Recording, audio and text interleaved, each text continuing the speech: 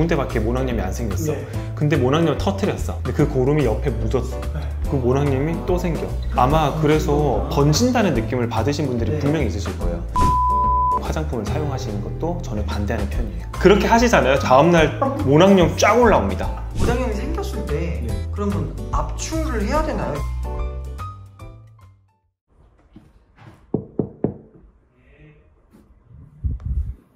안녕하세요 원장님. 제가 고민이 너무 많아요. 고민 좀 들어주세요. 고민이 뭔가요? 휴가를 갔다 왔는데 네. 모낭염이 너무 많이 생겼어. 모낭염이요? 네. 뭐 여드름 같은 건가요? 아니요, 여드름은 아니에요. 흔히 뾰루지라고 말하는 거 있죠. 그게 모낭염이거든요. 아 근데 저는 사실 모낭염이랑 여드름이랑 좀 구분이 잘 안 가거든요. 일반적으로 잘 구별을 못하세요. 아 그럼 다른 거란 말씀이시죠? 그렇죠. 그럼 제대로 알고 대처를 해야겠네요? 그럼요. 오늘 그거 한번 가볼까요? 네. 갑시다. 여드름이랑 모낭염이랑 다르다고 했는데 사실 저 같은 일반인 기준에서는 이 두 개가 구분이 안 가요. 그럴 수밖에 없어요. 왜냐면 의사들도 헷갈려 하거든요. 근데 이 두 개가 대처 방법이 다르다면 대처 방법을 잘못해서 오히려 더 악화될 수도 있겠네요. 그렇죠. 아 그럼 이 구분도 제대로 하고 어떻게 처리해야 되는지를 잘 아는 게 중요하겠네요. 엄청 중요해요. 그럼 도대체 모낭염이 뭐예요? 모낭염은 모공에 생기는 염증이라고 생각하시면 돼요. 근데 여드름도 옛날에 모공 생기는 염증이라고 했는데 뭐가 달라? 네. 라고 생각하실 수밖에 없어. 맞아요. 염증이라고 하는 거는 우리가 균이 감염이 돼서 생기는 거거든요. 네. 그걸 염증이라고 해요. 근데 모낭염에서 생기는 균하고 여드름에서 생기는 균이 달라요. 균의 종류가 다르다. 모낭염에 생기는 균은 오늘 좀 유식한 척 좀 해볼까? 해주세요. 일단 가장 많은 균이 포도상 균. 일반적으로 그게 가장 많고요. 그리고 뭐 그람 음성균도 있고, 그리고 녹농균 이런 애들도 있어요. 어렵네요. 저도 어려워요. 근데 이제 여드름균은 피아크네라고 하는 균이 또 있죠. 그래서 엄밀히 말하면 여드름 때문에 고민이 돼서 왔어요 하시는 분들이 되게 많아요. 네. 근데 딱 보면은 모낭염이 많은 경우가 많아요. 오히려. 그래서 그럴 때 이제 모낭염에 맞는 치료를 먼저 해주면 훨씬 더 빨리 좋아질 수가 있고, 이게 여드름인 줄 알고 뭐 피지를 억제시켜주는 바르는 약이라든지 이런 것들을 하게 되면 효과가 없는 거죠. 그러면 일반인 기준에서 쉽게 생각했을 때 이 모낭염과 여드름을 구분할 수 있는 방법들이 있을까요? 눈으로 봤을 때 구별하는 방법은요, 여드름 같은 경우는 좀 빨갛고 모낭염보다는 조금 더 큰 게 많아요. 사이즈가 좀 더 크다. 네. 그리고 여드름은 막 빨간데 고름이 안 차는 경우가 좀 많잖아요. 네. 물론 노랗게 되는 그런 화농성 여드름도 있기는 하지만 네. 모낭염을 보게 되면은 사이즈도 훨씬 더 작고요. 그리고 뭔가 살짝만 만지면 고름이 팍 터지는 것 같은 그런 것들이 모낭염이 되게 대부분 많아요. 여드름은 막 만져도 안 터질 것 같거든요. 네. 근데 모낭염 같은 경우는 살짝만 건드려도 흘러내릴 것 같아요. 일단 사이즈가 좀 작으면 모낭염일 가능성이 좀 있겠다 이렇게 의심을 좀 해보시면 돼요. 그리고 이제 두 번째로는 보통 여드름이나 막 뾰루지가 나면 어떻게 해요? 손으로? 긁어요. 한번 만져보죠. 네. 근데 만졌을 때 좀 아프다? 여드름일 가능성이 커요. 근데 모낭염은 좀 간지럽다? 이거는 모낭염이 좀 가까워요. 세 번째로 여드름이나 이런 게 좀 생기면 여러분들 집에서 어떻게 해요? 알콜솜으로 한번 닦아보고 면봉 같은 걸로 탁탁 짜잖아요. 여드름을 짜면은 뭔가 좀 시원하게 펑 터지면서 안쪽에 있는 무언가가 퐁 빠지는 느낌이 나요. 그거는 거의 100% 여드름이에요. 근데 모낭염 같은 경우는 이게 짰는데 흘러내려. 뭔가 좀 찝찝하게 흘러내려. 여드름 같은 경우는 피지들을 먹이로 하는 여드름균 때문에 생기는 염증이에요. 네. 그러니까 뽕 하고 터져서 나오는 게 피지 덩어리거든요. 피지 덩어리에서 여드름균이 같이 섞여 있는 거예요. 그러니까 그게 뽕 하고 튀어나오는 거는 여드름이 가까운 거죠. 그 말씀해주신 세 가지 방법만으로도 일반인 기준에서도 네. 이거는 모낭염이겠다, 이건 여드름이겠다, 좀 이게 느낌이 오네요. 네. 그러면 도대체 이 모낭염이 이게 생기는 이유가 뭐예요? 여드름도 그렇고 모낭염도 그렇고 피부 컨디션이 많이 떨어졌을 때, 피부 면역이 약해졌을 때, 모낭염은 포도상 구균이라고 말씀드렸잖아요. 얘네들은 우리 피부에 이렇게 항상 살고 있어요. 상재균이에요. 피부 상재균. 우리 왜 그런 거 있죠? 비유를 하자면 좀 그런가? 학교를 마치고 집으로 가는데 항상 뒷골목 지나가. 근데 약간 껄렁껄렁한 애들이 항상 있어. 근데 걔네들이 제가 막 컨디션 좋고 막 이럴 때는 안 건드리고 좀 비켜줘. 근데 제가 막 힘이 없고 야, 너 일로 와봐. 이 비유가 너무 찰떡이에요. 그래서 정상적으로 같이 살고는 있는데 피부 면역이 떨어졌을 때는 얘네들이 증식을 하기 시작을 하면서 모낭염을 일으키기 시작합니다. 이해가 너무 쏙쏙했어요. 내가 내 몸 컨디션 관리를 못했기 때문에 껄렁거리는 애들이 야 일로 와봐 하는 거지. 내가 컨디션을 잘 관리하면 또 일로 와봐를 안 당할 수 있는. 그렇죠.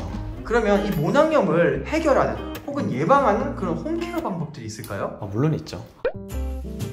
모낭염의 원인이 몸의 면역이 떨어져서 생기는 거니까 면역을 지켜야겠죠. 네. 그럼 면역을 키우는 그런 홈케어를 해주면 좋겠죠. 자, 1번은 홈케어도 생활 습관이 가장 기본적인 거잖아요. 맨날 제가 닳도록 얘기하는 거, 잠만이 자야 돼. 충분한 수면을 잘 취해 주시는 거.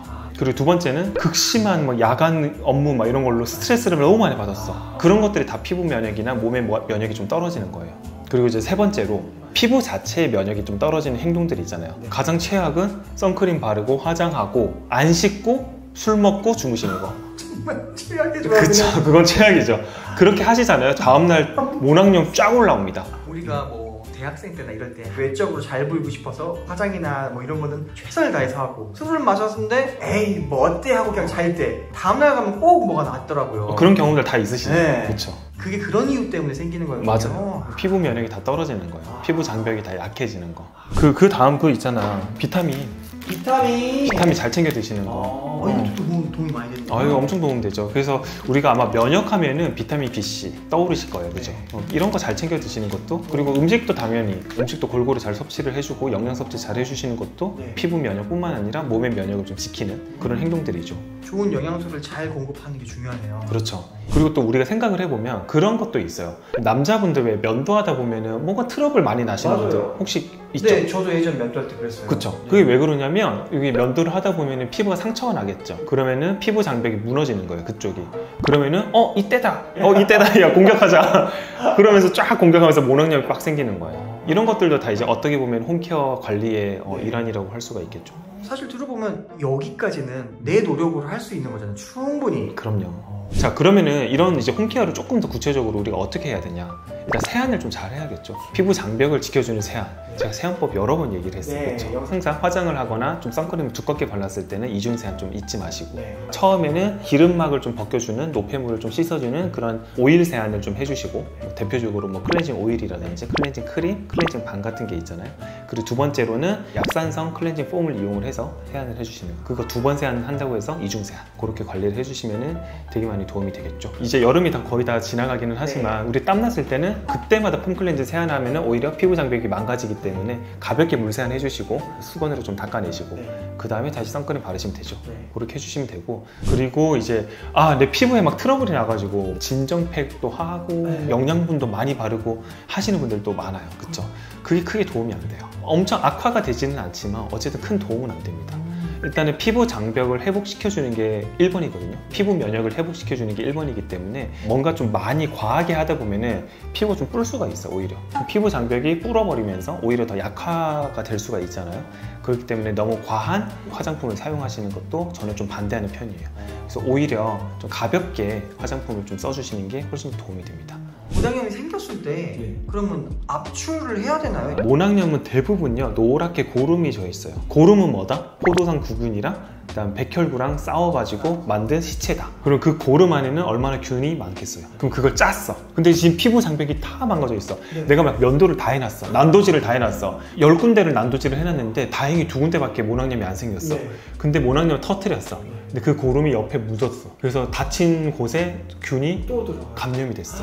그 모낭염이 또 생겨. 아마 그래서 번진다는 느낌을 받으신 분들이 분명히 있으실 거예요. 피부 장벽이 전체적으로 약화가 돼 있는데 그거를 이제 짜다가 고름이 또 다른 데 또 퍼지고 이러다 보면은 모낭염이 퍼집니다. 그렇기 때문에 짜는 게 좋을까요? 안 짜는 게 좋을까요? 안 짜는 게 좋겠죠. 내가 근데 만약에 나는 피부 관리사 자격증도 있고 그리고 나는 피부과에서 일을 해봤고 나는 자신 있어 하시는 분들은 짜도 돼요. 굉장히 소독을 잘 하고 이제 면봉으로 짠 다음에 그 다음이 또 되게 중요해요. 짰잖아요. 고름이 좀 나왔겠죠. 그 다음에는 그 균을 마무리로 죽여줘야겠죠. 항생제 연고를 반드시 발라야 됩니다. 대표적인 항생제 연고가 여러분들 잘 아시는 에스로반 연고, 무피로신 들어보셨죠? 근데 이제 또 문제가 있어. 이 에스로반 연고에 의외로 알러지 반응이 굉장히 많아요. 알레르기가 생기신 분들 되게 많거든요. 그래서 그런 분들은 약국에 가시면 이거는 이제 처방을 좀 받으셔야 하는 약이기는 한데 크레오신티라고 하는 약이 있어요. 물파스처럼 생긴 약이 있어요. 저 그거 고등학교 때 바른 친구 있었는데. 여드름 때문에 막 바르는 친구들이 있죠. 근데 여드름이 큰 효과는 없어 사실. 근데 모낭염에는 또 기똥차 효과가 좋아요. 볼파스처럼 생긴 거 톡톡톡 하는 거 그거 바르는 친구가 있었거든요. 자기가 그거 바르고 다 없어졌다고 엄청 영업을 해가지고 딴 친구가 발랐는데 걔는 안 없어지더라고요. 그게 그러면 모낭염과 여드름 이런 차이일 수도 있겠네요. 맞아요. 크레오신트 근데 효능 효과를 보면은 여드름 치료제라고 돼 있기는 해요. 여드름균에도 작용을 하는 항생제 약이기는 한데 오히려 모낭염의 효과가 좀 더 좋습니다. 그래서 아마 그 친구는 모낭염이었을 거고 효과가 없는 친구는 여드름이었을 가능성이 크다. 여드름은 왜? 피지 때문에 생기는 거니까. 크레오신트를 균만 다 죽여줘도 모낭염은 싹 해결이 되잖아요. 근데 그거는 이제 처방전이 있어야 돼요? 그건 처방전이 있어야 돼요. 그래서 아까 제가 말씀드렸다 에스로반 연고는 일반 의약품이기 때문에 여러분들 그냥 약국에서 구입을 하실 수가 있는데 만약에 내가 이거를 알러지 반응이 생기는 분이다 하시는 분들은 크레오신트 약을 톡톡톡 바르시면 됩니다. 하루에 2번. 또 근데 모낭염이라고 하는 거는 면역과 관련이 있다고 말씀드렸잖아요. 그거 아시죠? 당뇨병 아시죠? 알죠. 너무 무서워. 당뇨병 전 단계 혹은 당뇨병을 앓고 있는 분들이 대부분 면역 체계가 굉장히 약화가 돼 있거든요. 그래서 당뇨가 있거나 하시는 분들은 당 관리를 굉장히 잘 해주셔야 돼요. 아무리 항생제를 쓰고 해도 효과가 좀 많이 떨어지거든요. 모낭염이 났을 때. 네, 그래서 오히려 내과적 질환을 관리를 잘 해주시고 그 다음에 제가 아까 말씀드렸던 일반적인 그런 홈케어뿐만 아니라 그런 항생제를 써보시는 게 훨씬 더 도움이 되기 때문에 아무리 항생제를 써봤자 당 관리가 안 되면 효과가 좀 많이 떨어져요. 그러면은 반대로 모낭염이 났을 때 내가 지금 컨디션이나 내 피부 상태가 정말 좋지 않구나라고 판단해 볼 수도 있겠네요. 그렇죠. 그러니까 내가 혹시나 당뇨가 있나? 이런 것들도 한번 의심을 해볼 수도 있는 거예요. 그리고 이제 두 번째로는 몸이 좀 비만이신 분들, 그런 분들도 면역이 좀 망가져 있는 경우가 많아요. 그래서 그런 경우는 건강한 다이어트를 좀 하시면서 이렇게 모낭염 관리를 하셔야겠죠. 그리고 이제 아까 앞서 말씀드렸듯이 위생 상태. 왜냐면 포도당 균 자체는 우리 인체 어디서나 다 같이 공존하고 있는 균이거든요. 그렇기 때문에 잇몸이라든지 피부라든지 다른 곳에 언제든지 얘네들이 발현을 할 수가 있어요. 그렇기 때문에 제가 아까 말씀드렸던 잘 씻는 거, 그런 것들이 좀 많이 중요하죠. 전반적인 위생 관리를 잘 해야겠네요. 옛날에 그런 얘기 아마 들어본 적 있을 거예요. 어렸을 때 놀린다고 친구들. 여드름 막 나면 너 안 씻지? 근데 그게 여드름이 아니에요. 모낭염이에요. 대부분. 환경이 지저분하고 내가 청결 관리를 안 하면 확실히 모낭염들이 더 발생할 수 있는 확률이 높아지는 거네요. 그렇죠. 옛날에는 의사들도 이렇게 모낭염인지 여드름인지 많이 헷갈려 했다. 그래서 약간 모낭염인데도 여드름 약을 처방하는 경우도 많았고 여드름인데도 모낭염을 처방하는 경우가 많았어요. 확실히 되게 둘이 헷갈리는 요소이긴 한가 보네요. 네, 근데 아마 오늘 영상 보신 분들은 다 아시겠죠 이제. 모낭염인지 여드름인지. 그러면 이렇게 원장님 알려주신 방법대로 구분도 하고 홈케어적인 방법으로 했어. 근데도 뭔가 치료가 잘 안 된다든지 아니면 나는 이걸 좀 더 전문적으로 빨리 모낭염을 해결하고 싶다면 병원에서 이렇게 모낭염을 해결하는 어떤 전문 시술이나 방법들이 혹시 있나요? 없어요. 없어요. 모낭염은요 결국은 면역과의 싸움이거든요. 근데 이 면역을 끌어올려 줄 수 있는 레이저 치료는 없어요. 모낭염을 레이저 치료를 한다? 물론 균을 죽일 수는 있겠죠. 레이저를 통해서 균을 살균을 할 수는 있어요. 광선을 쬐가지고. 근데 하지만 그 모낭염 자체가 아무리 균을 죽여도 면역이 좀 약해져 있는 상태에서 또 균이 또 자랄 수가 있거든요. 그렇기 때문에 결국은 우리 면역이 회복해야 된다. 균을 죽일 수 있는 레이저는 있어요. 근데 그게 모낭염 자체의 근본적인 해결책은 안 된다. 그리고 이제 두 번째는 항생제 치료를 당연히 해야겠죠. 제가 아까 뒷골목 얘기했잖아요. 제가 너무 막 비질비질한데 저한테 보디가드를 붙여줬어. 아, 그게 항생제구나. 같이 경찰이 가니까 얘네들 건들진 않겠지. 지금 당장은. 근데 내일도 그럼 경찰 불러야 되잖아. 경찰이 의존하게 되겠네요. 의존하게 되겠죠. 그러면은 결국은 제가 다시 잠도 많이 자고 해가지고 내가 막 힘이 다시 세져가지고 당당하게 걸어야지 얘네들이 건들지 않겠죠. 경찰관 없어도. 그렇기 때문에 항생제는 잠깐 도움을 주는 거지 결국은 면역 체계가 회복이 되면은 모낭염이 싹 좋아지는 거죠. 내가 홈케어도 안 하고 아무것도 안 하는데 항생제만 먹는다고 해결된다? 아니에요. 자, 그럼 이제 마지막으로 내가 잠도 잘 자고 여러 가지 홈케어도 열심히 하고 잘 씻고 그리고 항생제도 바르고 이렇게 했어요. 근데 우리는 항상 피부 장벽이 회복이 돼야 되는 그런 시점이 오잖아요. 피부 장벽이 회복된다는 거는 제가 비실비실 걷다가 좀 당당하게 걷는 걸 얘기를 해요. 그래야지 얘네들이 뒷골목 깡패들이 저한테 접근 안 할 거니까. 스스로 키우는 건 힘이군요. 그렇죠. 그래서 피부 장벽을 회복하기 위해서는 제가 옛날에도 말씀드렸잖아요. 마대 가솔부터 해가지고 피부 장벽을 회복할 수 있는 여러 이제 관리들 제가 말씀을 드린 적이 있어요. 근데 그 중에서 가장 중요한 게 어쨌든 보습이다. 결국은 보습인데 이런 모낭염이 있을 때는 너무 과한 보습은 사실 좋지는 않다. 팩을 하거나 뭐 여러 가지 너무 많이 앰플을 쓰거나 했을 때 오히려 피부 장벽이 불어버릴 수가 있으니까 그러면 또 피부 장벽이 또 약해질 수가 있거든요. 그래서 모낭염이 있을 때는 항생제를 바르면서 간단하게만 보습을 해주되 너무 과하게는 하지 말자.